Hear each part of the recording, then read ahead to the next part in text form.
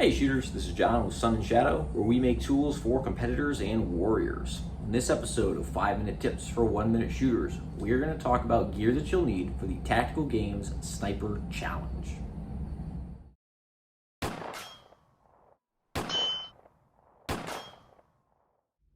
On the screen here, I have a smorgasbord of gear laid out, and we are going to talk about them from left to right. I will use my handy dandy pointer as we go along here, and we can just hit all the items one by one. So let's start over here with comfortable footwear. Day 2 of the match is going to have a long movement. That could be anywhere between 3 and 6 miles where you're carrying all your gear. You can consider it like a ruck. And you're going to want to have good footwear that's not going to destroy your feet during that day. Secondly, while we're talking about footwear, let's talk about eye and ear protection. In this image here, I'm kind of showing some earmuffs. I actually prefer foamies, not only because I feel that they're more comfortable, but also they're lighter weight. I don't like to carry really heavy stuff around, so I don't want these muffs kind of clacking on me as I'm running, and I prefer to just use the foamies. I can take them out of my ears and stick them in my pocket or something as I move along to the next stage. Next on the list here, you can see that I've got my gun belt laid out.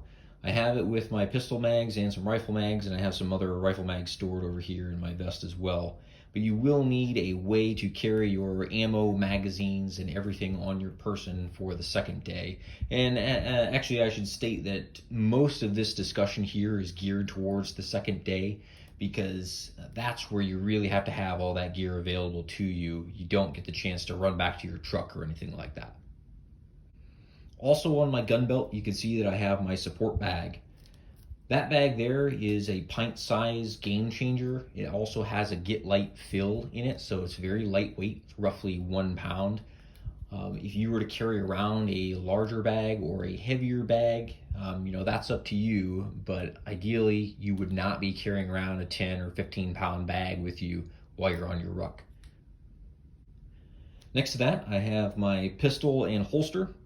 For the Sniper Challenge, you are not restricted as far as pistols are concerned, so you may run a red dot optic on there. You don't have to just stick with iron sights. You can have a red dot, you can have a compensator, whatever you need to have on your pistol there.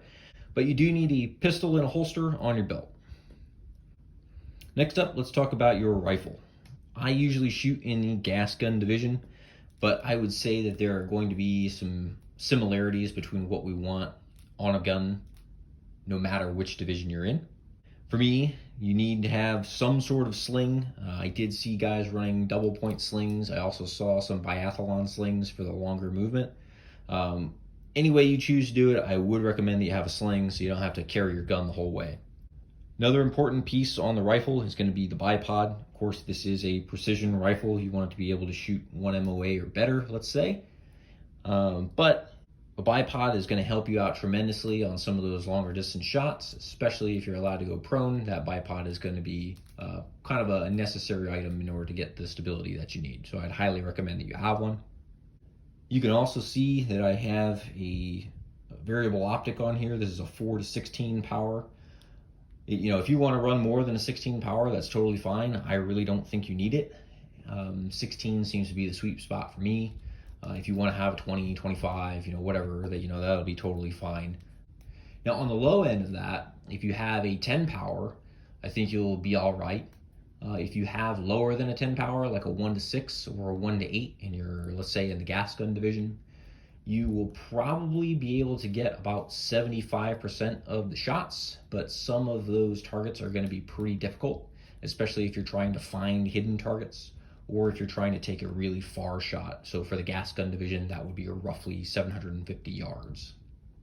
And finally, on the rifle, you'll notice that I do have a muzzle break on the gun. Again, dissimilar from the regular tactical games, you are allowed to have a muzzle device, or a muzzle break, let's say, on the gun. You are not shooting in a big line of people, so muzzle breaks are totally allowed. Moving back up, we are heading into the plate carrier. Plate carrier needs to be 15 pounds for men, 12 pounds for ladies, and that weight is slick. So when I say slick, I mean you take off all the mags, take off all the pouches, and only your plate carrier and the plates inside. you need to be at 15 pounds minimum. Next to the plate carrier, I have this little backpack that it actually attaches by MOLLE panels to the back of my carrier. And inside I have a small water bladder so that I can carry some water with me. There is some water placed along the route. So let's say you're 2 miles in, there might be a water stop, something like that. So you can stop and get some water to fill up, or you can just use a cup or something and take a drink. But for me, I like to be self-sufficient. I prefer not to rely on water stops. I just like to have it available whenever I need it. So I keep the water back here in my little pouch on the back of my armor. Next item we have is a laser rangefinder. Some stages you will need to find and range targets for yourself. In fact, for every stage, I would highly recommend that you range targets for yourself, just so that you can confirm you're on the correct target and confirm the distance to the target to compare against your data. A laser rangefinder, I would say, is going to be necessary. If you are on a team division, I think only one of you really needs to have a laser rangefinder, so you can kind of split that between the two of you. But if you're running as an individual, you would certainly want to have a laser rangefinder on your person. Right next to the laser rangefinder, I have my tactical applesauce. That is something that is just kind of a creature comfort for me. In the middle of the ruck, I can open it up and I can have a little bit of extra calories or a little pick-me-up, let's say, in the middle of that long movement. Next to the applesauce, I have an armband. This contains my hard data card. You can carry a phone with you so that you can access your ballistic solver, you can access your data. I prefer to just have it written down beforehand on my data card so that I can just look it up right there. So I'll just pull out the laser rangefinder, find the target, confirm it, and then I can compare it against the data in my hard data card. So it seems to be faster for me to do it that way. And then finally, all the way in the back, you can see that I have a tripod. A tripod is not a necessary piece of equipment for the Tactical Game Sniper Challenge, but I get asked about it enough that I figured I would discuss it here. During the first event, I did bring a tripod with me on the long movement, and I did use it. What I used it for was mainly for glassing and ranging. I wanted a stable position that I could glass and range from. I did shoot off of it a couple of times, but I don't think that it was really necessary. It just helped me. I wanted to be in a particular position when I shot rather than have to be on prone or on a log or whatever it ended up being. So I did have the tripod available to me so that I could use it. I have spoken to the match director a couple of times about it, and his take on it is that you don't need to have a tripod for the Sniper Challenge.